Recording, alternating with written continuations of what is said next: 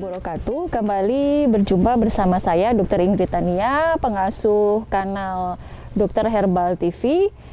Sekaligus saya saat ini sedang menjabat sebagai Ketua Umum Perkumpulan Dokter Pengembang Obat Tradisional dan Jamu Indonesia.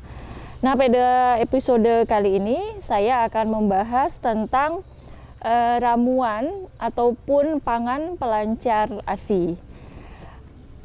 Sebagaimana kita tahu bahwa ASI sebetulnya adalah hak dari bayi baru lahir. Setidaknya saat bayi baru lahir hingga berumur 6 bulan, bayi memiliki hak untuk mendapatkan asupan terbaik untuk 6 bulan pertama kehidupannya. Nah, apa asupan terbaik untuk bayi baru lahir hingga usia 6 bulan? Tentu saja adalah ASI atau air susu ibu. Dan sebaiknya sebisa mungkin bayi berumur 0 hari atau 1 hari hingga berusia 6 bulan mendapatkan ASI eksklusif. Tidak diberikan yang lain-lain kecuali hanya ASI eksklusif. Untuk itu, seorang ibu setidaknya mesti bisa ya untuk bisa memberikan atau mengeluarkan ASI yang kualitasnya bagus dan juga dari sisi kuantitas pun cukup untuk memenuhi tumbuh kembang dari si bayi tersebut hingga berusia 6 bulan. Dan juga sebetulnya ASI juga disarankan tetap diberikan hingga si bayi atau si anak berusia 2 tahun. Untuk mencapai ASI yang mencukupi secara kuantitas ataupun juga kualitasnya baik, tentu saja si ibu menyusui ini perlu memenuhi asupan-asupan yang bergizi seimbang agar ASI yang dihasilkannya juga bisa memberikan gizi yang seimbang untuk bayinya. Dan juga sebetulnya kondisi fisik si ibu juga perlu sehat, perlu prima, sehingga ASI yang dikeluarkannya pun secara optimal bisa mencukupi kebutuhan si bayi. Seorang ibu juga perlu mengelola stres agar stresnya ini tidak mempengaruhi produksi ASI. Karena ketika si ibu stres, maka biasanya produksi ASI juga akan menurun. Dan sebetulnya ada banyak sekali faktor yang mempengaruhi keberhasilan daripada mengasihi atau memberikan ASI eksklusif kepada bayi, sekaligus memberikan ASI hingga si anak ini berumur 2 tahun. Nah, salah satu faktor yang penting adalah asupan ya, asupan yang sehari-hari dikonsumsi oleh ibunya. Di samping asupan bergizi seimbang yang memenuhi kebutuhan ibu menyusui, juga kita bisa memanfaatkan bahan-bahan herbal untuk memperlancar produksi dari ASI. Artinya bahan herbal yang bisa menstimulasi produksi ASI dan memperlancar pengeluarannya. Nah, herbal-herbal yang demikian ini dinamakan herbal galaktogok. Apa saja contohnya? Sebetulnya ada banyak sekali. Yang terkenal di negara kita misalnya katuk ya. Kemudian kelor. Kemudian berbagai rempah itu juga bermanfaat untuk menstimulasi produksi ASI. Di antaranya kunyit ya. Kemudian juga jinten, ketumbar ya, kelabet, adas, itu semua sebetulnya meningkatkan produksi ASI. Nah, saya akan memperagakan satu contoh ramuan, tapi sebenarnya ramuan ini adalah pangan, yaitu sayur yang bisa dikonsumsi oleh ibu menyusui setiap harinya. Dan tentu saja sebetulnya bisa dikombinasi dengan bahan-bahan herbal lain yang juga bersifat galaktogok.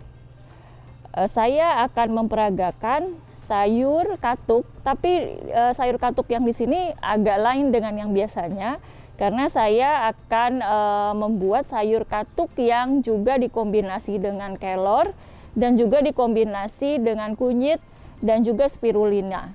Dan rasanya pun cukup gurih, maka jangan kemana-mana, ikuti saya terus ya.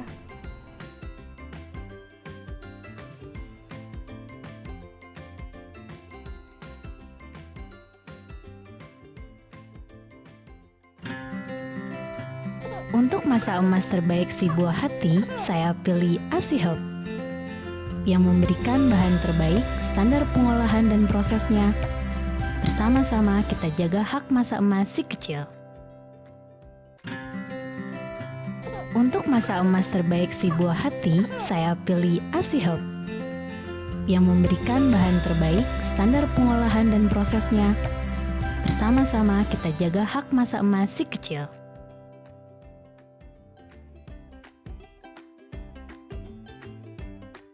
Untuk membuat ramuan pelancar ASI, sebetulnya kita bisa berkreasi mengolahnya menjadi suatu pangan yang bisa kita konsumsi sehari-hari dengan rasa yang cukup enak atau gurih misalnya.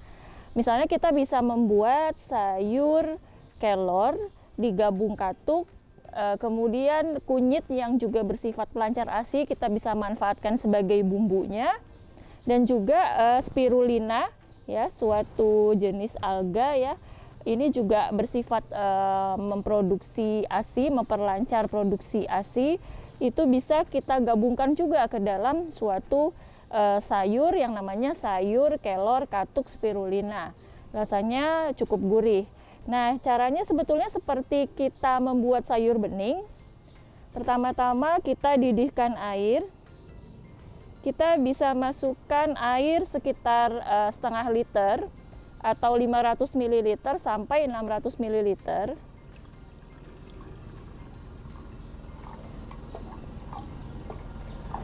Kemudian kita didihkan. Kemudian setelah mendidih, kita bisa masukkan sayur-sayurannya, yakni sayur kelor ya, daun kelor, ini kelor yang segar. Sebaiknya kelornya tidak lebih dari 6 jam ya setelah dipetik. Jadi karena si kelor ini gampang teroksidasi. Kemudian ini katuknya ya. Dan ini kunyitnya. Saya sudah iris-iris ya, ada 20 gram kunyit. Kemudian ini spirulinanya. Airnya sudah mendidih, jadi saya kecilkan dulu apinya. Kemudian kita masukkan yang pertama adalah bumbunya ya. Bumbunya yang kita masukkan adalah bawang. Di sini saya pakai 2 siung bawang merah dan 1 siung bawang putih.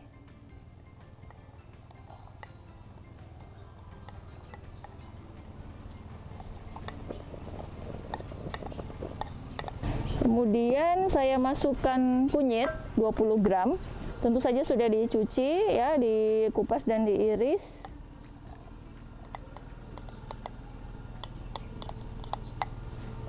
Lalu saya masukkan katuk. Katuknya ya seberapa banyak, tentu sebanyak yang biasa kita konsumsi selayaknya sayur ya, misalnya 1 genggam.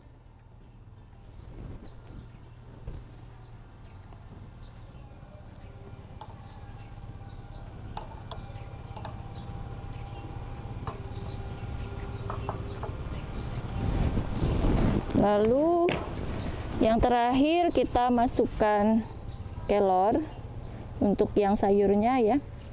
Kelornya juga 1 genggam.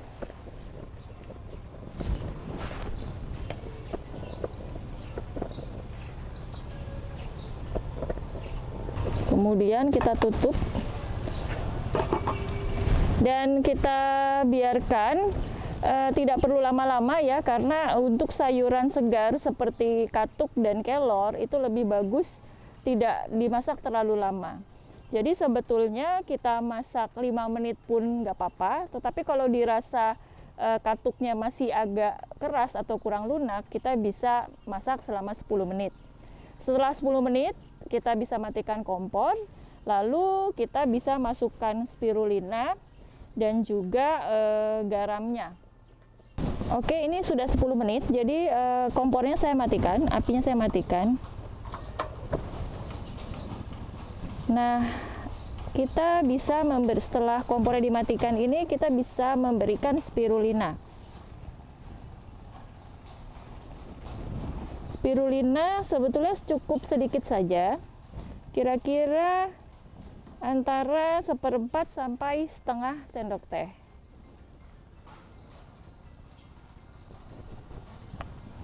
Kemudian kita aduk-aduk. Airnya kita bisa lihat akan berwarna hijau.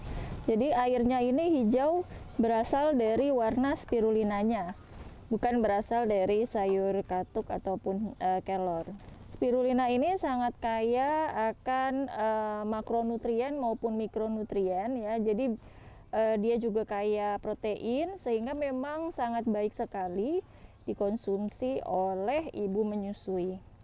Tetapi pemakaian spirulina cukup sedikit saja. Tadi seperti yang saya sampaikan, 1/4 sampai setengah sendok teh, karena baunya juga akan menyengat kalau kita kebanyakan memberikan bubuk spirulina. Nah, spirulina ini karena berasal atau aromanya ini terasa air laut, maka sebetulnya tanpa menambahkan garam pun tidak apa-apa. Tetapi kalau Anda pengen lebih asin, tentunya boleh ditambahkan sedikit garam. Tapi yang lebih bagus tentu tanpa penambahan garam. Kita sudah bisa menuangkan ke dalam mangkok.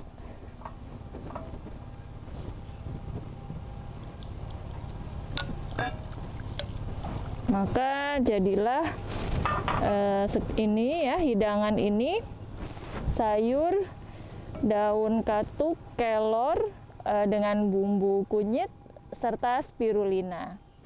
Rasanya pun cukup segar dan gurih, sehingga disarankan juga untuk setidaknya mengkonsumsi ini 2 kali sehari atau 3 kali pun tidak masalah. Jadi misalnya sekali makan bisa habis segini, kemudian kalau 3 kali makan, 3 kali mengkonsumsi ini pun akan lebih baik. Jangan lupa untuk diminum airnya juga sampai habis, karena di dalam airnya sudah terlarut nutrisi-nutrisi dan zat-zat antioksidan yang larut di dalam airnya, sehingga akan sayang sekali jika tidak diminum sampai habis.